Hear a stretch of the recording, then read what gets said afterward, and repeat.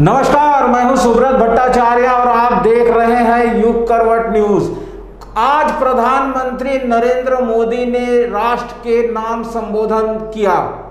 उनके संबोधन में दो मुख्य बातें थी। एक कि अब से टीकाकरण यानी वैक्सीनेशन का कार्यक्रम पूरा केंद्र सरकार अपने जिम्मे लेगा और दिवाली तक प्रधानमंत्री नरेंद्र मोदी ने घोषणा की है कि दिवाली तक अन्न की जो योजना है वो अब दिवाली तक चलेगी। हमारे साथ स्टूडियो में है प्रधान संपादक सलामत मियां जी। सर, आपने आज प्रधानमंत्री का संबोधन पूरा सुना। जो बातें उन्होंने राष्ट्र के नाम पे कही उसमें मुख्य क्या बातें थी? नहीं, बहुत बहुत धन्यवाद और सभी को नमस्कार।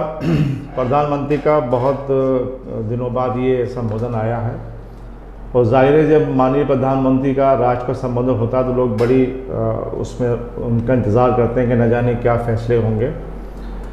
तो आज उनका पूरा जो संबोधन था वो कोरोना को लेकर था, लेकिन मैंने इस पर यही महसूस किया है कि जिस तरह की चीज़ें अभी हाल फिलहाल में कुछ आई हैं सामने, चाहे वो पश्चिम बंगाल की मुख्यमंत्री का मामला हो या फिर दिल्ली के मुख्यमंत्री अरविंद केजरीवाल द्वारा कुछ सवाल उठाए गए थे, उनकी जो आज के संबोधन में था उसमें वो बहुत कुछ उसका जवाब था। उसमें आपने महसूस किया होगा कि उन्होंने उसका आखिर में जिक्र भी किया अपने संबोधन में कि कुछ राज्य सरकारों द्वारा जिस तरह की बातें की गई थी, कुछ सुझाव दिए गए थे, सुझाव के बाद दबाव बनाए गए थे।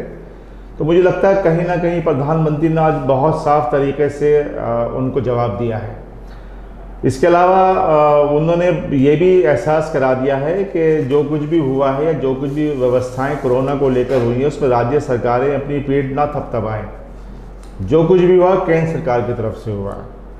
उन्होंने पिछले कोरोना को लेकर और अब तक की तमाम तैयारियों को लेकर उन्होंने कहा, उन्होंने जनवरी तक का जिक्र किया और कहा कि अप्रैल तक सब कुछ केंद्र सरकार के उसमें था और 1 मई से जो है राज्य सरकारों को हमने कुछ अधिकार दिए थे। तो लेकिन उसके बाद उन्होंने कहा कि हमारी व्यवस्थाएं ऐसी थी कि राज्य सरकारें भी वो फिर नहीं कर पाई। जब उनको ज़मीनी हकीकत का पता चला कि हम केंद्र सरकार किस तरह वैक्सीनेशन, टीकाकरण तमाम चीज़ें कर रहे हैं, तो राज्य सरकारों को फिर ये कहना पड़ा कि जो जनवरी से पहले की व्यवस्थाएं थी वही की जाए। तो मेरा लगता है कि माननीय प्रधानमंत्री जी ने आज बहुत अच्छे तरीके से, शाइस्ती तरीके से इन जो गैर भाजपी सरकार थी उनको बड़ा जवाब दिया है और देश की जनता को ये एहसास कराया है कि जो कुछ भी हुआ है या जो कुछ भी किया है या हम जो आज जो बीमारियों से हम जीत रहे हैं उसमें केवल केंद्र सरकार ही इसकी वो हैगी, जिसे कहते हैं उसको श्रेय जाना चाहिए।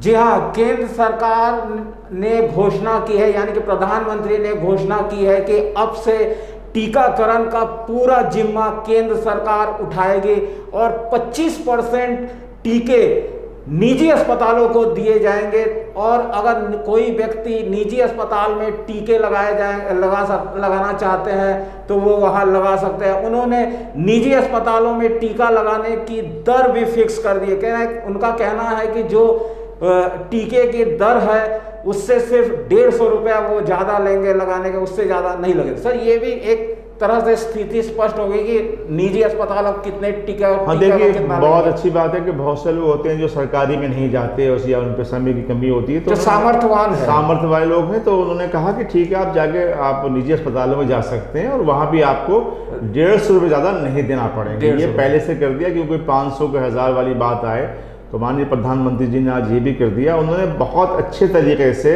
आज कुछ राजनेताओं को ज़रूर आईना दिखाया है और ये एहसास करा दिया। देखिए, ममता बनर्जी ने कहा था कि वैक्सीन फ्री लगवाई जाए, ठीक है। अरविंद केजरीवाल जी वैक्सीन को लेकर बहुत राजनीति कर रहे हैं। पहले टीकाकरण के लिए राजनीति उन्होंने बेइंतहा राजनीति करी, उन्होंने वैक्सीन को लेकर करी, उसके बाद फिर और चीज़ों के लिए कर रहे थे। आज प्रधानमंत्री ने देश के सामने वो तस्वीर साफ की है कि बातें करना तो बहुत है आसान है, लेकिन ज़मीनी हकीकत क्या है उन्होंने आज पूरा जनता को, पूरे राष्ट्र को बताया है।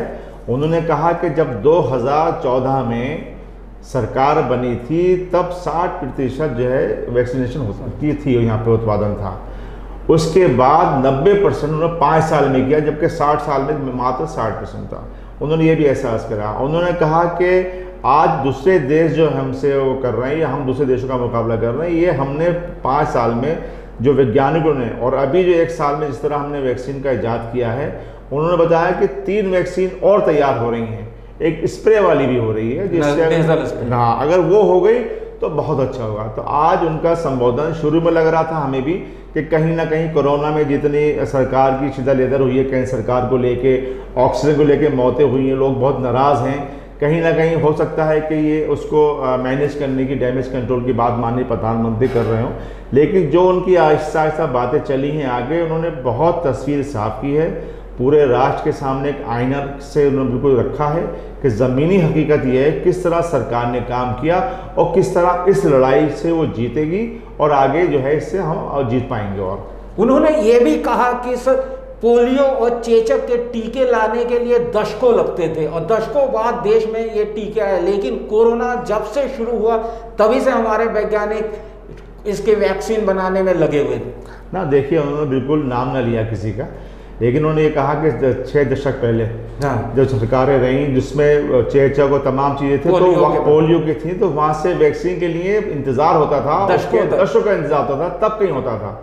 आज स्थिति है कि हमने हमारे वैज्ञानिकों ने खुद तैयार कर ली, तो उन्होंने कांग्रेस को भी आईना दिखाया कहीं ना कहीं, इसमें नाम नहीं लिया किसी का, लेकिन बहुत सही तरीके से जो सवाल उठा रहे थे, जैसे राहुल गांधी उठा रहे थे और प्रियंका गांधी उठा रही थी, उन्होंने उनको भी इसका जवाब दे दिया। आज एक कोरोना वैक्सीन को लेकर अफवाह फैलाने वालों पर भी आज प्रधानमंत्री ने कहा कि वो अफवाह फैलाने से जो है बचे, इस तरह के अफवाह न फैलाएं, कोरोना वैक्सीन से किसी को नुकसान नहीं होने। हाँ, देखिए, बीच में चल रहा था कि बहुत से लोग लगवा नहीं रहे हैं, इसमें किसी और जाति विशेष को लेके भी कई तरह की चर्चाएं थी कि वो नहीं लगवा रहे हैं, तमाम और चीज़ें भी थी उसमें, समुदाय को लेके भी। तो माननीय प्रधानमंत्री ने आज उसको भी थोड़ा सा उनको भी आगे कर दिया कि इसमें कोई किसी अफवाह ना फैलाए, ना किसी भ्रम के स्थिति रहें, वैक्सीन सबके लिए ज़रूरी है और सबको लगना चाहिए। इसके अलावा उन्होंने कहा कि 21 जून को, क्योंकि योग दिवस भी है, उस दिन से जो है 18+ को जो है मुफ्त लगेगा। देखिए, यही अरविंद केजरीवाल जी का कहना था, ये ममता जी का कहना था, तो अगर ये राज्यों को बात जाती तो श्रेय उनको मिलता, काम कहीं सरकार का था, इसलिए आज उन्होंने इनकी राजनीति भंग कर दी एक तरीके से। जी हाँ, दूसरे दलों की जो राजनीति है उसका जो है उन्होंने जवाब दिया। आज उन्होंने ये भी कहा कि ये हम एक अदृश्य दुश्मन से लड़ रहे हैं और जो ढील दी जा रही है उसमें कहीं भी असावधानी नहीं बरती जाए, बल्कि हमें और सावधान रहना है ताकि हम इस अदृश्य दुश्मन को परास्त कर सकें। हाँ, देखिए, उन्होंने शुरुआत इसी तरह करी कि 100 साल में ऐसी बीमारी ये आई है और शायद किसी ने कल्पना भी नहीं की होगी, किसी आधुनिक देश ने, किसी ने सोचा भी नहीं होगा ऐसी बीमारी आई है। उन्होंने कहा कि उसके बावजूद भी हमने जिस तरह से इस पर कंट्रोल किया है, अब हमने उन्होंने लॉकडाउन का जिक्र भी किया कि लोग ये कहते थे कि राज्य सरकारें लॉकडाउन करें, हमने उनको अधिकार दिया कि अपने हिसाब से वो करें। तो उनका ये भी कहना था कि भले अब ये है कर्फ्यू हट गए हों, लेकिन आज भी सावधानी और मास्क बहुत ज़रूरी है।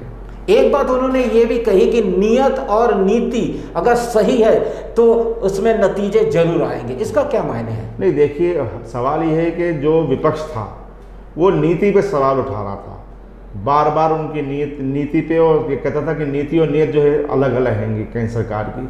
उसका जवाब था, उन्होंने कहा कि नीति नियत सही है तभी हमें सफलता मिली है, हम खामोश से अपना काम कर रहे थे, जब हमें आज सब कुछ हो गया, सब सामने आ गया, हम इसको जीत रहे हैं, तो हमने ये बताया कि क्या ज़मीनी हकीकत है। जी हाँ, प्रधानमंत्री ने ज़मीनी हकीकत से देश के लोगों को परिचित कराया। उन्होंने कहा कि कोरोना की दूसरी लहर के दौरान जब ऑक्सीजन की मांग बहुत जोर पकड़ रही थी तो उन्होंने हवाई जहाज़ से ऑक्सीजन कंसंट्रेटर मंगाए, रेल से ऑक्सीजन यहाँ एक राज्य से दूसरे राज्य तक पहुँचाया गया और बहुत सारे उपाय केंद्र सरकार ने किए, जिस कारण दूसरी लहर को हम सफलतापूर्वक अब रोक पाए हैं।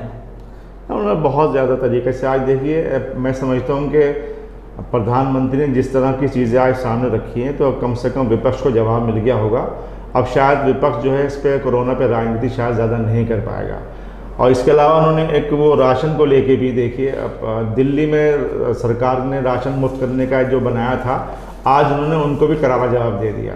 प्रधानमंत्री ने नवंबर तक, दिवाली तक, नवंबर तक 80 करोड़ देशवासियों को मुफ्त में राशन देने का भी ऐलान कर दिया है। ये भी बहुत बड़ी चीज़ है और मुझे लगता है कहीं ना कहीं देखिए उत्तर प्रदेश में चुनाव आने वाले हैं, तो हो सकता है कि विपक्ष इसको उस नज़र से भी देखे कि कहीं चुनावी संबोधन ना हो। ये हो सकता है विपक्ष का है। जी हाँ, हो सकता है विपक्ष भी इसमें राजनीति देख रहा हो, लेकिन प्रधानमंत्री ने आज जो कुछ भी कहा वो कोरोना के खिलाफ लड़ने की केंद्र सरकार की प्रतिबद्धता दिखाई दे रही है। सर, आज जो भाषण मेरा भाषण तो नहीं है, संबोधन आपने देखा, क्या जो लोगों की अपेक्षाएं थी, एक प्रधानमंत्री इतने दूसरी लहर में इतनी मौतें और इतने संक्रमण के बाद प्रधानमंत्री देश को संबोधित कर रहे हैं, लोगों की बहुत आकांक्षाएं थी, अपेक्षाएं थी, क्या वो पूरी हुई है? नहीं, देखिए बीच बीच में कहीं लगता था कि माननीय प्रधानमंत्री जी की खामोशी जो है, लोग बड़ा इस पर चर्चा कर रहे थे कि देश में जिस तरह ऑक्सीजन को लेकर चल रहा था, सब कुछ चल रहा था, लेकिन जो हमने महसूस किया और संबोधन में जो बात दिखाई दी, उससे ही लगता है कहीं ना कहीं वो अपना काम कर रहे थे और किसी का जवाब नहीं दे रहे थे, विपक्ष का भी जवाब नहीं दे रहे थे। जब आज कहीं किसी हद तक जो इस बीमारी पर कंट्रोल हुआ, तब उन्होंने आने के बाद एक तस्वीर साफ की है और साथ ही ये भी एहसास कराया है कि अभी इसको हमें लड़ना है आगे, इसको कोरोना का भी ख़त्म नहीं हुआ है और हम किस तरह लड़ रहे हैं और हमने किस तरह तैयारियां की और किस तरह हमने काबू पाया। तो जब मुझे लगता था कि बीच में कहीं ना कहीं बोलेंगे तो यही होता कि हम तैयारी कर रहे हैं, लेकिन जब सब कुछ स्मूथली हो गया है तो उन्होंने राष्ट्र के सामने तस्वीर रखी है। क्या अभी जो आज के संबोधन है उसमें कहीं आपको राजनीतिक लाभ या राजनीतिक बातें दिखी?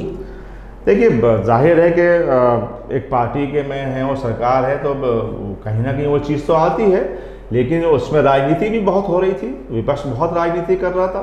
कोरोना को लेकर जितनी राजनीति हुई है बहुत ज़्यादा हुई, चाहे वो कांग्रेस हो, समाजवादी पार्टी हो, आम पार्टी हो, चाहे केजरीवाल की पार्टियाँ हो और दूसरी पार्टियाँ हो, तमाम पार्टियाँ इस पर कोरोना पर राजनीति कर रही थी, राजनीति खूब हो रही थी। जाहिर है प्रधानमंत्री ने जवाब राजनीतिक दलों को दिया, उन्होंने भी दिया है। तो आज माना जा सकता है कि प्रधानमंत्री ने सभी दलों के नेताओं को उनके सवालों का जवाब दे दिया?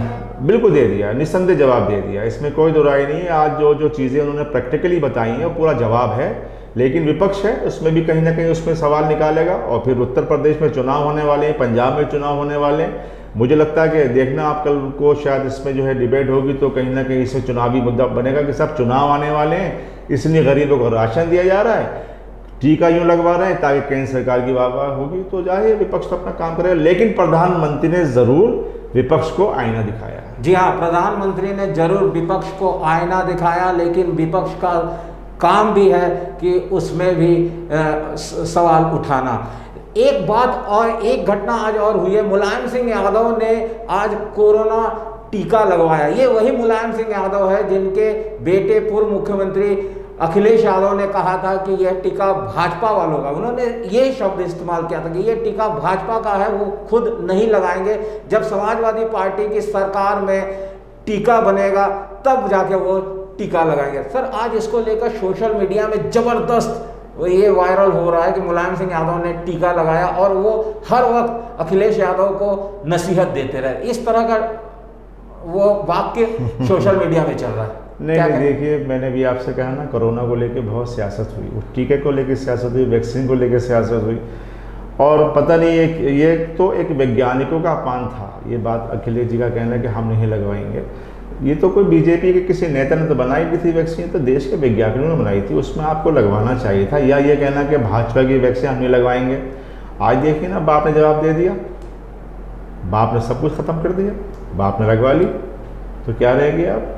इसलिए कहीं ना कहीं इस तरह के बयानबाजी से बचना चाहिए। जी हाँ, सोच समझ कर ही बयान देना चाहिए। तो आज परिचर्चा में बस इतना ही। कैमरामैन वरुण और ऋतुराज के साथ मुझे दीजिए इजाज़त, अपने प्रधान संपादक सलामत मियाँ जी के साथ। नमस्कार, धन्यवाद, नमस्कार, शुक्रिया।